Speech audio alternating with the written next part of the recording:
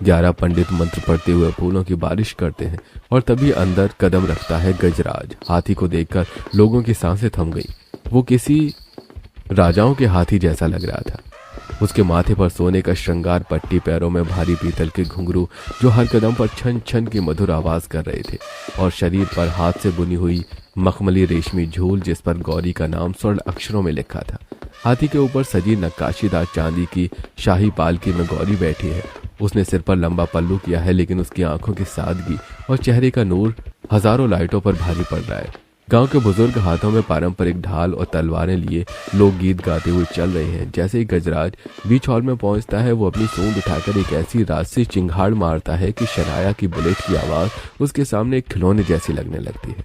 मेहमानों का हाल देखने लायक था। कोई फोन से वीडियो बना रहा था तो किसी की आंखें खुली की खुली रह गईं।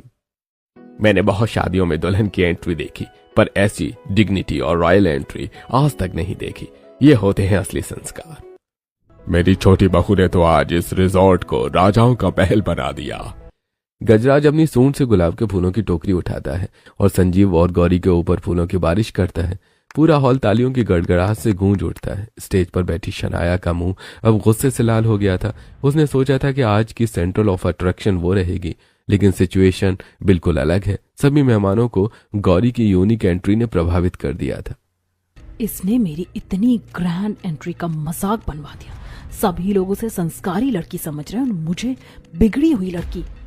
गौरी, तुमने ये सही नहीं किया। आज तूने मेरा मंच छीना है, अब तू देख मैं कैसे तेरा चैन छीनती हूँ। शादी के बाद दोनों बहुओं की ये ससुराल में पहली सुबह थी। शनाया जीन्स और क्रॉप टॉप पहनकर डाइनिंग एरिया में आती है और वहीं छोटी बहू गौरी बनारसी साड़ी पहन के नीचे आती है।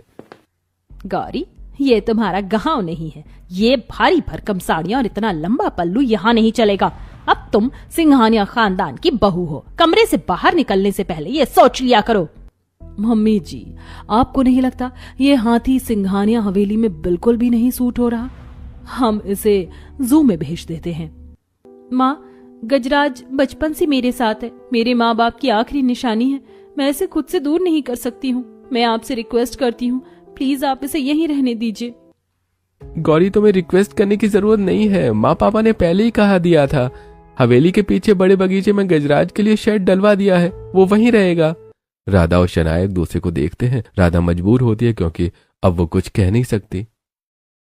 गौरी, तुम्हें यहाँ किसी से डरने की कोई जरूरत नहीं है।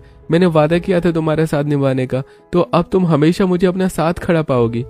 इतने में दादी मानसी नीचे आती हैं और सभी घर वालों के सामने एक इम्पोर्टेंट अनाउंसमेंट करती हैं। आज तुम दो